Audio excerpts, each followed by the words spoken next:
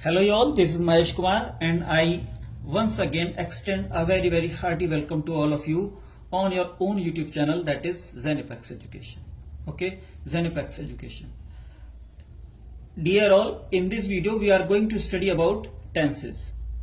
Tenses की study करने जा रहे हैं हम इस वीडियो में और कोशिश करेंगे कि इसके द्वारा टेंसेस जो कि एक टिपिकल सा टॉपिक माना जाता है, एक कठिन टॉपिक माना जाता है, उसको आसान से आसान बना सकें आपके लिए. ओके, अगर हम टेंसेस की बात करें तो टेंस बेसिकली डिनोट करता है इंग्लिश ग्रामर में टाइम को. टेंस टाइम को डिनोट करता है यानी समय को, और इसके लिए जो किसी भी सेंटेंस में जो एक वर्ड मेनली यूज किया जाता है वो वर्ब है. ओके, वर्ब ही टेंस को रिप्रेजेंट करता है, टाइम को रिप्रेजेंट करता है. कोई सेंटेंस किस टेंस की बात कर रहा है, किस टेंस में दिखा रहा है किसी घटना को, वो हमें पता चलता है वर्ब से. ओके, तो टेंसेस को जैसे कि आप जानते हैं, टेंस को बेसिकली 3 ब्रॉड ग्रुप्स में बांटा जाता है, and that is present tense, past tense and future tense. ये 3 ब्रॉड कैटेगरीज हैं और इस हर एक कैटेगरी को, हर एक ग्रुप को फिर से 4 सब ग्रुप्स में बांटा जाता है, हर एक को.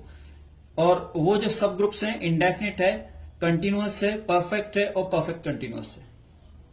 हर एक के साथ, यानी प्रेजेंट के साथ भी ऐसे ही होगा, पास्ट के साथ, फ्यूचर के साथ. Okay, present indefinite, present continuous, present perfect और प्रेजेंट परफेक्ट कंटिन्यूअस. इसके साथ ही फिर से हर एक टेंस में 4 तरह के सेंटेंसेस बनाए जाते हैं.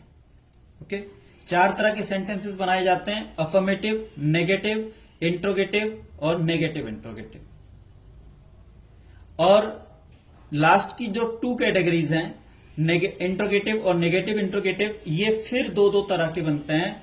एक तो सिंपल क्या वाले होते हैं जिसमें हेल्पिंग वर्ब हम बस शुरू में ले आते हैं, जैसे भी आप आगे एग्जांपल्स देखेंगे. और दूसरे जो होते हैं वो WH साउंड वाले होते हैं, जिसमें WH वाले वर्ड्स जैसे वाई, हाउ, व्हेन एटसेट्रा आते हैं, उनका इस्तेमाल होता है. तो इनकी हम स्टडी करने जा रहे हैं इस तरह से, इतने हेडिंग्स के अंडर पे करेंगे इस तरह के सेंटेंस, और कोशिश रहेगी कि आपके लिए इजीएस्ट बनाया जाए इस टॉपिक को, जो कि थोड़ा सा टिपिकल है. वैसे हम इसको सेंटेंसेस के द्वारा समझेंगे, सेंटेंस बना करके. और सेंटेंस जैसे कि आप जानते हैं, सेंटेंस किसी भी ग्रुप ऑफ वर्ड्स को कहते हैं जिसका कि कोई क्लियर कट मीनिंग या क्लियर कट सेंस आता हो. सेंटेंस का अगर हम स्ट्रक्चर की बात करें तो सेंटेंस का स्ट्रक्चर बहुत ही सिंपल रहता है, और वो है SVO. S stands for subject, V for verb and O for object. Okay, subject, verb, object. ये एक जनरल इसका फॉर्मूला है. इसके अलावा कुछ सेंटेंसेस जब अलग अलग तरह से बनाए जाते हैं तो ये ऑर्डर थोड़ा चेंज भी हो जाता है, लेकिन एक जनरली ये ऑर्डर फॉलो रहता है. और जो थोड़े से कुछ सेंटेंसेस दूसरे हैं, जैसे कि जिनमें हेल्पिंग वर्ब का भी इस्तेमाल होता है, तो वो सेंटेंसेस आपके हेल्पिंग वर्ब उसमें मेन वर्ब से पहले आ जाती है. Subject, helping verb plus verb plus object. Okay, इस तरह से सारे सेंटेंसेस बनेंगे. यही बेसिकली स्ट्रक्चर रहेगा, स्पेशली अफर्मेटिव सेंटेंसेस का. ओके, अफर्मेटिव सेंटेंसेस हार्ड और स्ट्रिक्टली इसी को फॉलो करते हैं. ओके, और जो दूसरे तरह के जो सेंटेंसेस हैं उनमें ऑर्डर कुछ हद तक चेंज भी हो सकता है, या दूसरे स्ट्रक्चरल चेंजेस हो सकते हैं, कुछ चेंजेस आ सकते हैं, जैसे बीच में नॉट आ जाता है. ओके, तो जो भी है हम बहुत ही इजी वे में अभी क्लियर कर देंगे आपको. अगर हम बात करें सब्जेक्ट की, वर्ब की और ऑब्जेक्ट की, हम कैसे पहचानेंगे किसी सेंटेंस में कौन सा सब्जेक्ट है और कौन सा ऑब्जेक्ट है. तो चाहे सेंटेंस हिंदी में दे रखा हो चाहे इंग्लिश में दे रखा हो, बहुत ही इजी है सब्जेक्ट को फाइंड आउट करना. देखिए, सब्जेक्ट कहते हैं किसी भी काम को करने वाले को, या सेंटेंस में जिसकी किसी की बात की जाए. जैसे कि अगर हम कहते हैं the teacher teaches English, the teacher teaches English, तो काम कौन कर रहा है? टीचर. ओके, तो काम करने वाला ही डूअर या सब्जेक्ट होगा। दूसरे तरह के जो सेंटेंसेस होते हैं जहां स्टैटिक वर्ब्स रहती हैं, वहां सिंपली किसी के बारे में अगर सिर्फ बताया जाता है, जैसे I have a pen, okay. और दूसरे भी ऐसे बहुत सारे सेंटेंसेस हो सकते हैं। Sita is a good girl, Sita is a good girl में यहां कोई एक्शन नहीं हो रहा, सिर्फ हम सीता के बारे में बता रहे हैं, तो जिसकी बात कर रहे हैं वही सब्जेक्ट हो जाएगा, यानी सीता सब्जेक्ट हो जाएगा। ओके, तो सब्जेक्ट वो होता है सेंटेंस में कोई भी ऐसा व्यक्ति जिसके बारे में या तो बात हो रही हो या वो कोई उसमें जो सेंटेंस में काम हो रहा है वो उस काम को कर रहा हो। ओके, तो काम करने वाला या जिसके बारे में बात हो रही है वो सब्जेक्ट होगा, और ये हमेशा नाउन या प्रोनाउन ही होता है। किसी भी सेंटेंस में जो सब्जेक्ट होगा वो जो इंग्लिश ग्रामर के अकॉर्डिंग पार्ट्स ऑफ स्पीच रहती हैं, जो पार्ट्स ऑफ स्पीच रहती हैं 8 टाइप्स की, उनमें से सिर्फ 2 ही कैटेगरी जो है वो सब्जेक्ट के तौर पे काम कर सकती हैं, और वो है आपकी नाउन और प्रोनाउन। ओके, या तो वो नाउन रहेगा हमेशा या फिर प्रोनाउन रहेगा, इसके अलावा कोई और पार्ट्स ऑफ स्पीच सब्जेक्ट का काम नहीं कर सकती। ओके, वर्ब या तो एक्शन दिखाएगा और या फिर स्टेट, जैसे अभी हमने एक एग्जाम्पल भी देखा, Sita is a good girl. Okay, यहां इज भी वर्ब है, मेन वर्ब। वैसे इज हेल्पिंग वर्ब के तौर पे काम करती है, कंटिन्यूस प्रेजेंट कंटिन्यूस सेंटेंस में आती है। ओके, और हेल्पिंग वर्ब के तौर पे काम करती है, लेकिन यहां पे मेन वर्ब है। Sita does his work beautifully में डज वर्ब है, मेन वर्ब। ओके, तो जो भी हो वर्ब्स 2 तरह की होती हैं, या तो एक्शन दिखाएंगी या फिर स्टेट को दिखाएंगी। ओके, और इनकी 5 फॉर्म्स रहती हैं जो अभी हम देखेंगे। ओके, इसके अलावा जो तीसरा है ऑब्जेक्ट। ऑब्जेक्ट क्या होगा, जिस पे भी जो भी काम हो रहा है, अगर सेंटेंस में किसी में कोई काम होता है तो उस काम का असर भी किसी पे पड़ता है। जैसे कि अभी हमने एक एग्जांपल लिया था, the teacher teach the students. Okay, the teacher teach English और द टीचर टीच स्टूडेंट्स। तो अगर हम बात करें द टीचर टीच स्टूडेंट्स की, तो स्टूडेंट्स को पढ़ाया जा रहा है, वो रिसीवर हैं, इसलिए यहां पे वही ऑब्जेक्ट होगा। तो जो भी एक्शन हो रहा है किसी सेंटेंस में, जो भी काम हो रहा है, उस काम का असर जिस पे पड़ता है वही उसका ऑब्जेक्ट रहता है। और ऑब्जेक्ट भी जैसे कि सब्जेक्ट नाउन या प्रोनाउन हुआ करता था, वैसे ही ऑब्जेक्ट भी सिर्फ नाउन या प्रोनाउन ही होगा। ओके, तो चाहे सब्जेक्ट हो किसी सेंटेंस में, चाहे ऑब्जेक्ट हो, दोनों ही या तो नाउन होंगे या प्रोनाउन होंगे। इसके अलावा कोई और parts of speech as a subject और एज एन ऑब्जेक्ट काम नहीं कर सकते। ओके, तो चलिए वर्ब्स की फॉर्म देख लेते हैं। वर्ब की फॉर्म्स 5 टाइप्स की होती हैं, और ये रहती हैं। सबसे पहली है बेस फॉर्म, जो कि जिसके नाम से जनरली हम वर्ब को जानते हैं। ओके, जैसे गो, हमने यहां कुछ वर्ब्स लिए हैं, जैसे गो है, ईट है, सिंग। ओके, गो, ईट, सिंग, ये बेस फॉर्म कहलाती हैं, और ये जनरली फर्स्ट फॉर्म भी कहलाती है। जो बेस फॉर्म है वही फर्स्ट फॉर्म भी कहलाती है। ओके, तो ऐसे ही जो प्रेजेंट फॉर्म है, प्रेजेंट टेंस में जो आती है, स्पेशली प्रेजेंट इंडेफिनिट में भी अफर्मेटिव सेंटेंस में जो यूज होती है, ओके, वो आपकी गोज, ईट्स, सिंग्स हो जाती है। ओके, यानी एस या ईएस इसमें जुड़ जाता है अगर सब्जेक्ट सिंगुलर है तो।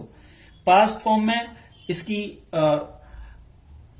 गो का वेंट हो जाता है, ईट का एट हो जाता है, और सिंग का से। ओके, तो पास्ट फॉर्म जो है उसको हम पास्ट इंडेफिनिट में यूज करते हैं सिर्फ, और सिर्फ एक ही जगह ये यूज होती है। और दूसरी चीज ये कि यही सेकेंड फॉर्म भी कहलाती है। तो बेस फॉर्म जहां फर्स्ट फॉर्म थी, वहीं पास्ट फॉर्म सेकेंड फॉर्म कहलाती है। इसी तरह से प्रेजेंट पार्टिसिपल बनता है जब हम बेस फॉर्म में आईएनजी ऐड कर देते हैं।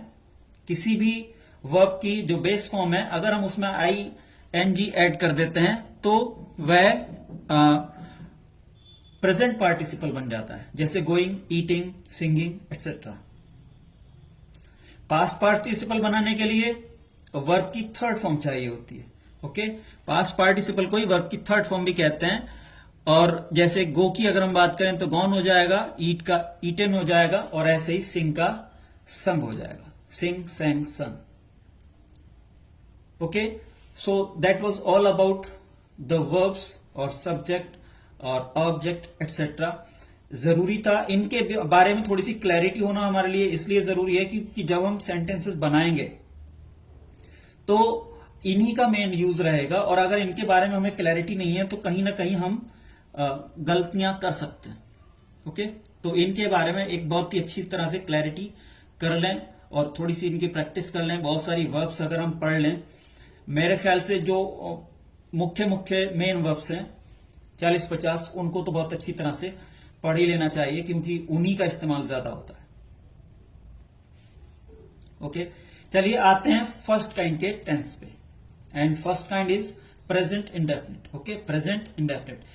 यहां मैं बताता चलूं कि जैसे ट्रेडिशनली चलता है, बहुत सारे लोग पढ़ाते हैं टेंसेस को, पहले वो प्रेजेंट का पढ़ाएंगे सारा, प्रेजेंट इंडेफिनिट, फिर प्रेजेंट कॉन्टिन्यूअस, फिर प्रेजेंट परफेक्ट, फिर प्रेजेंट परफेक्ट कंटिन्यूअस।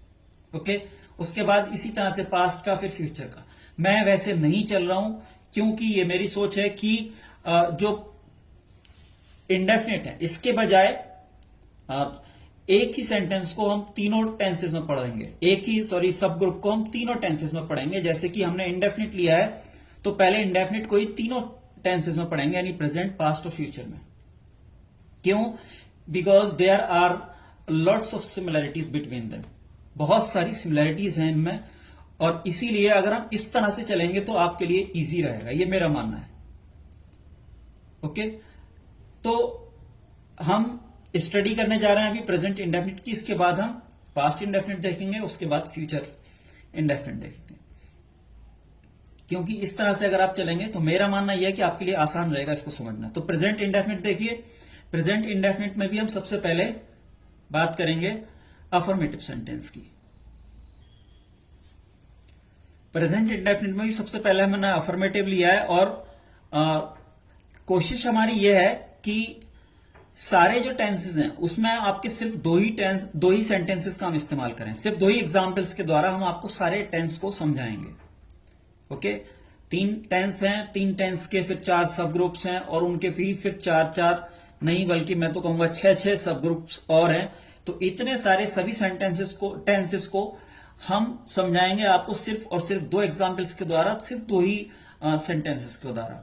ओके, अलग अलग टेंसेस में जाकर के वो किस तरह से चेंजेस होते हैं, उससे आप बहुत ही आसानी से फाइंड आउट कर सकते हैं कि आखिरकार कौन कौन से आपको चेंजेस करने पड़ेंगे। ओके, तो हमने जो एग्जाम्पल लिया है वो मीता गोज टू मुंबई से लिया। ओके, इसी सेंटेंस को हम रिपीट करेंगे सिंगुलर के तौर पे, एक सिंगुलर लिया है इसीलिए, और एक प्लूरल लिया है, सेकेंड वाला प्लूरल है we go to Mumbai. Okay, this is plural one and the first one is singular one. तो इन 2 एग्जाम्पल्स को ही हम अलग अलग टेंसेस में चेंज करके देखेंगे, समझेंगे कि आखिरकार क्या चेंजेस होते हैं। तो अफर्मेटिव में सबसे पहले सब्जेक्ट आ गया, आपका सब्जेक्ट है मीता, उसके बाद वर्ब की फर्स्ट फॉर्म में एस या ईएस लग जाएगा क्योंकि सब्जेक्ट सिंगुलर है। प्रेजेंट इंडेफिनिट में अफर्मेटिव सेंटेंस में अगर सब्जेक्ट सिंगुलर है तो उसके साथ वर्ब की फर्स्ट फॉर्म में एस या ईएस ऐड होता है। ओके, तो इसीलिए वर्ब की फर्स्ट फॉर्म में हमने ईएस जोड़ दिया, और उसके बाद ऑब्जेक्ट ले लिया to Mumbai. Meeta goes to Mumbai, present indefinite, Meeta Mumbai जाती है। हिंदी का मैंने लिखा नहीं है, सिर्फ बोल रहा हूं मीता मुंबई जाती है। ये आपका प्रेजेंट इंडेफिनिट का सेंटेंस हो गया, और ये उसका इंग्लिश का translation, Meeta goes to Mumbai. Okay, सबसे पहले सब्जेक्ट, उसके बाद वर्ब की फर्स्ट फॉर्म में ईएस, उसके बाद में ऑब्जेक्ट मुंबई। इसी तरह से जब हम प्लूरल बनाएंगे तो वर्ब की फर्स्ट फॉर्म में एस या ईएस नहीं जुड़ेगा, वी गो टू मुंबई। अब वर्ब की फर्स्ट फॉर्म में ईएस नहीं है।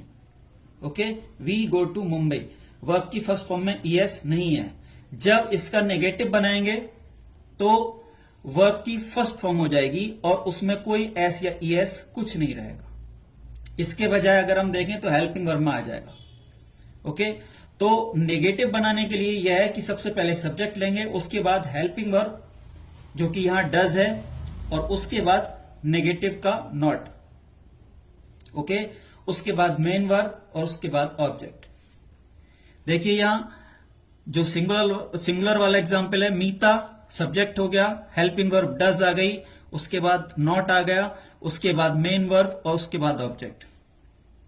ध्यान रखिएगा जो नॉट आता है वो मेन वर्ब से पहले ही पहले आता है। ओके, मेन वर्ब से पहले। अगर हेल्पिंग वर्ब कई सारी होती हैं तो पहली हेल्पिंग वर्ब के बाद आता है। Meeta does not go to Mumbai. ऐसे plural, we do not go to Mumbai. देखिए सिंगुलर के साथ हेल्पिंग वर्ब है डज और प्लूरल के साथ हेल्पिंग वर्ब है डू। यही बात ध्यान देने वाली है। सिंगुलर के साथ जब नेगेटिव बनाओगे आप, प्रेजेंट इंडेफिनिट का अगर नेगेटिव बनाओगे तो सिंगुलर के साथ हेल्पिंग वर्ब डज लगेगी और प्लूरल के साथ डू लगेगी। इसी से हम फाइंड आउट करते हैं कि सब्जेक्ट सिंगुलर है या प्लूरल। ओके, देखिए वर्ब में जो चेंजेस होते हैं, जैसे हमने ऊपर देखा था, वर्ब में सिर्फ दो वजह से ही चेंजेस होते हैं, या तो सब्जेक्ट के अकॉर्डिंग होंगे और या फिर टेंस के अकॉर्डिंग। ओके, वर्ब सिर्फ दो ही वर्ड्स के लिए सेंसिटिव रहेगी और वो है आपका सब्जेक्ट और टेंस। ओके, इन दोनों के अकॉर्डिंग ही वर्ब में चेंज होते हैं। तो फर्स्ट फॉर्म में, फर्स्ट एग्जाम्पल में मीता के साथ डज नॉट गो आया। ओके, जबकि सेकंड एग्जाम्पल में जैसे आप देख रहे हैं हेल्पिंग वर्ब डू हो गई है।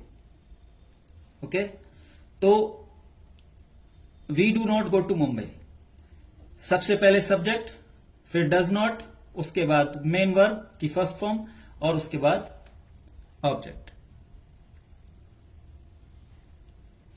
ध्यान देने वाली बात है, प्रेजेंट इंडेफिनिट चाहे पास्ट इंडेफिनिट हो चाहे फ्यूचर इंडेफिनिट हो, चाहे प्रेजेंट इंडेफिनिट चाहे पास्ट इंडेफिनिट चाहे फ्यूचर इंडेफिनिट।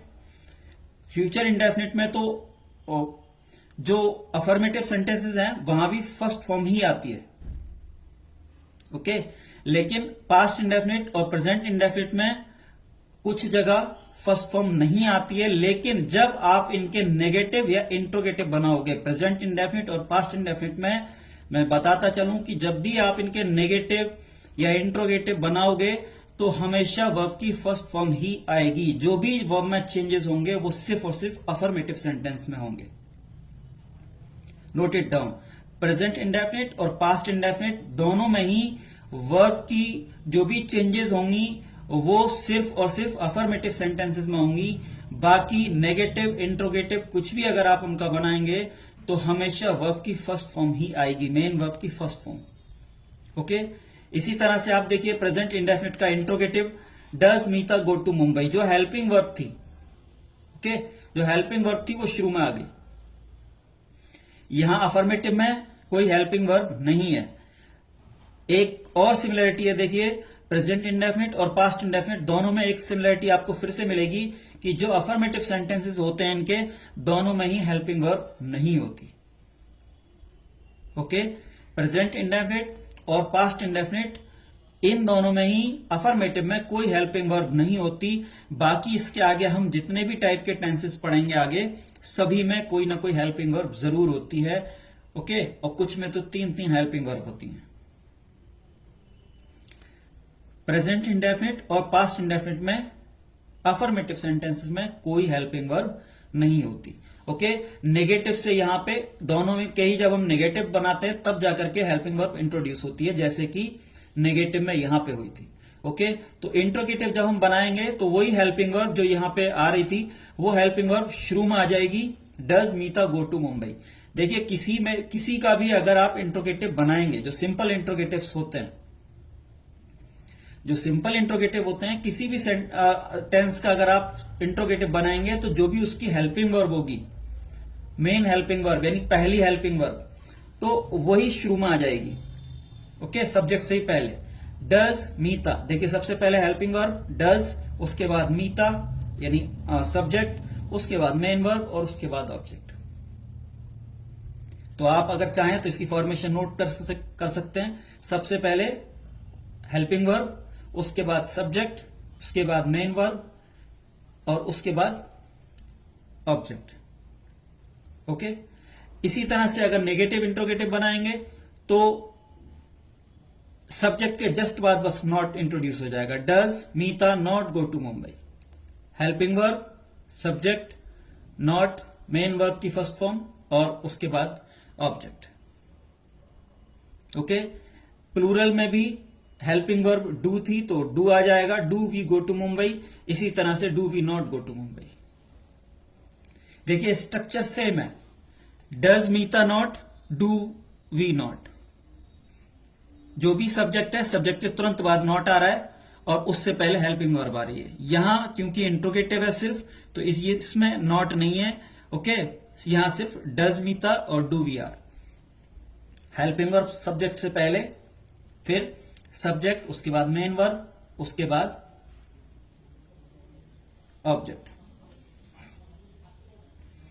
इसी तरह से अगर हम WH वाले वर्ड्स की बात करें, जो WH वर्ड से इंट्रोगेटिव्स बनते हैं, तो जो हेल्पिंग वर्ब है, देखिए इंट्रोगेटिव और नेगेटिव इंट्रोगेटिव को एज इट इज देख लीजिए आप।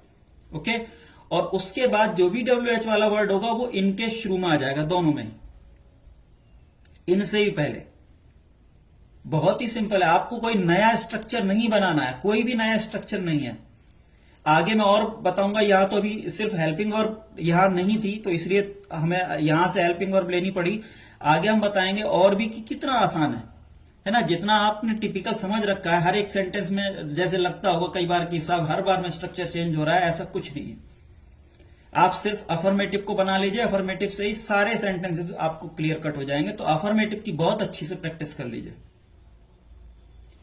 अपने मन मस्तिष्क में बहुत अच्छे से बिठा लीजिए कि अफर्मेटिव सेंटेंसेस कैसे बनते हैं। अगर अफर्मेटिव सेंटेंसेस बन गए तो फिर सारे सेंटेंसेस बनाने आ जाएंगे, क्योंकि बहुत ही बारीक से चेंजेस हैं। तो इसी तरह से जब WH वाला बनाएंगे आप, तो जैसे यहां इंट्रोगेटिव बनाया था आपने, does Meeta go to Mumbai, सिर्फ इससे पहले सबसे पहले आप WH साउंड वाला वर्ड इंट्रोड्यूस कर देंगे। आपने व्हेन लगा दिया, बाकी पूरा does Meeta go to Mumbai. देखिए when does Meeta go to Mumbai, ये पूरा सेंटेंस अगर आप देखेंगे यहां से और यहां तक, ओके, तो ये पूरा यही वाला रिपीट हो रहा है। When does Meeta go to Mumbai. इसी तरह से do we go to Mumbai का when do we go to Mumbai, सिर्फ व्हेन शुरू में लग गया और do we go to Mumbai. Okay, इसी तरह से जब नेगेटिव इंट्रोगेटिव बनाएंगे, तो जैसे यहां नेगेटिव बना रखा था इसका नेगेटिव इंट्रोगेटिव, बस उन्हीं के पहले जिस तरह से यहां पे व्हेन पहले लगा दिया, वैसे ही यहां पे दोनों में व्हेन पहले लग जाएगा। देखिए when does Meeta not go to Mumbai, when do we not go to Mumbai.